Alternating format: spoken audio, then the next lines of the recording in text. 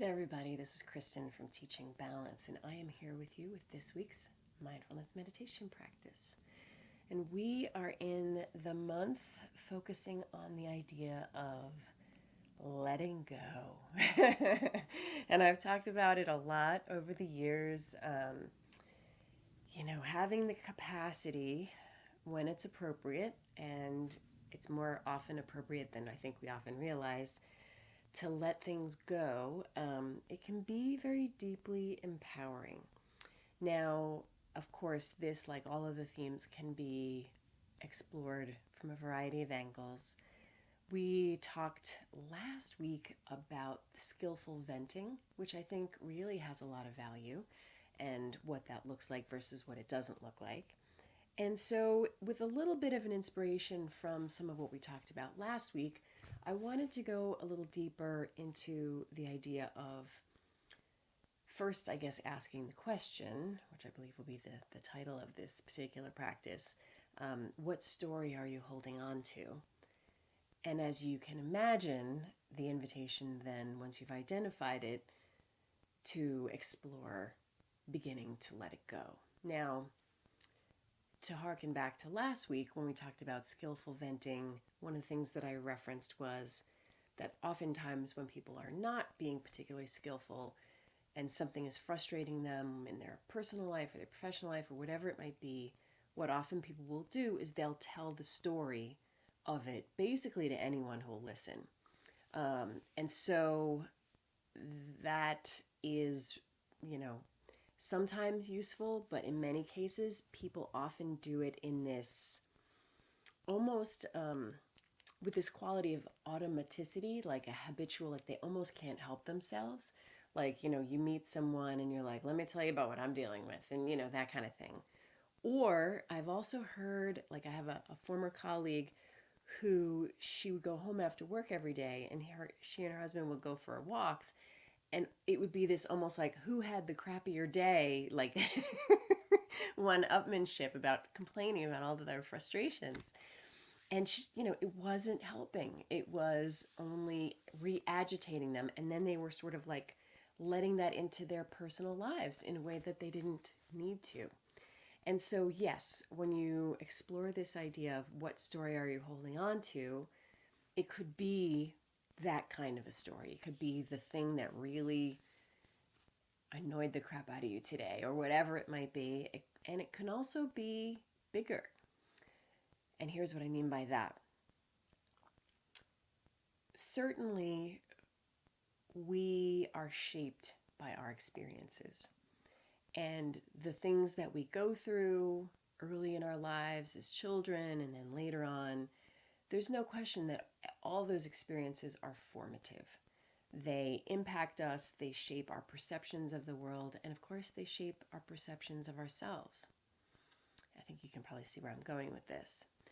And those experiences and what we go through begins to become elements of our personal narrative. So who are you? Where are you from? What do you do? What do you believe? And all of those types of things. There are stories that we tell ourselves that are part of that identity, perhaps from our more recent past and perhaps from our more far-reaching past. And the question that I want to pose to you is, are there any stories that you might be telling yourself that aren't really serving you? Is there some belief that you have about yourself and your experience in the world and your, identity that isn't really true? And perhaps you just believed it because someone told you and you internalized it. Perhaps it's time to let go of the effect that a particular circumstance had on you. I think you get the idea of where I'm going with this. And so what I'd invite you to do this week is to reflect on, not only in the small scale, the retelling of the stories of our frustrations and the temptation to vent, but even allowing it to be even more expansive and to reflect on what are some of the stories we're telling ourselves about who we are and how we should be in the world. And I think I'll just let it kind of rest there. Now, I'm not going to bring it into the meditation in any formal sense. However, I'd like to plant the seed that for this practice, or even as you go about your life this week, to maybe even just ask yourself that question. What are some of the stories that I'm holding on to that don't necessarily serve me, that aren't productive, that aren't nourishing? And can you begin to let go of them, even in the slightest sense? And so if you want to allow that to come up during our meditation, great. And if that's not really vibing for you right now, that's okay too. But whether it's in this particular context or just as you go about your daily life this week, that's my invitation to you, to reflect on that and to see if you can loosen the belief in some of these stories that aren't necessarily in your best interest. All right, let's do some sitting. I'm going to set my timer for 10 minutes. That feels good. I'll roll my shoulders back.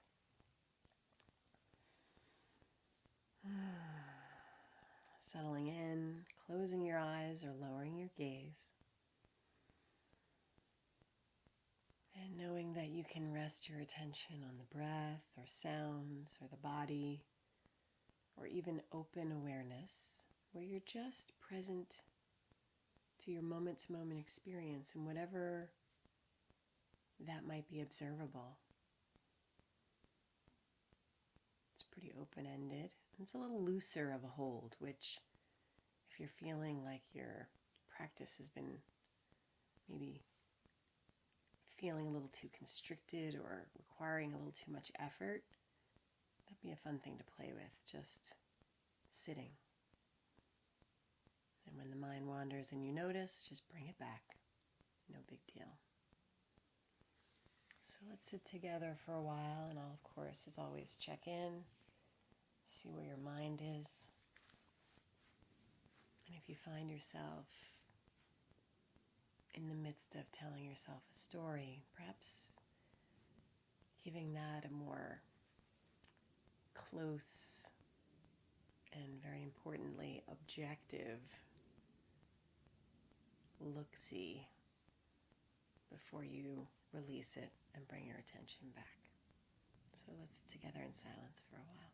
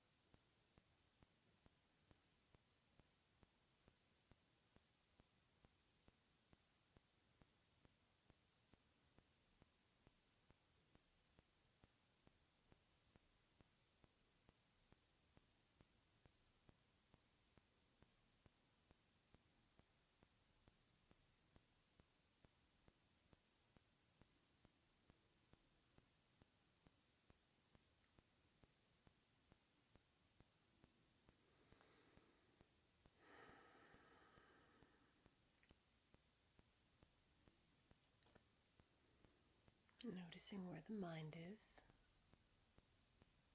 If it's wandered into thought, most likely many times, remembering that that's fine, just come on back to this deep rest.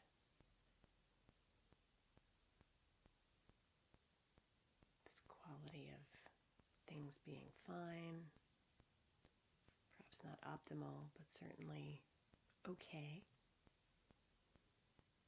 And just letting yourself rest.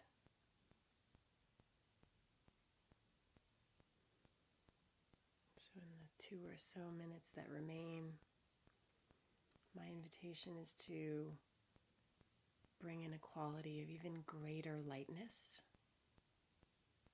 playfulness, less efforting. And once again, just ease back into this quality of mindful rest. So let's sit here together until that final bell.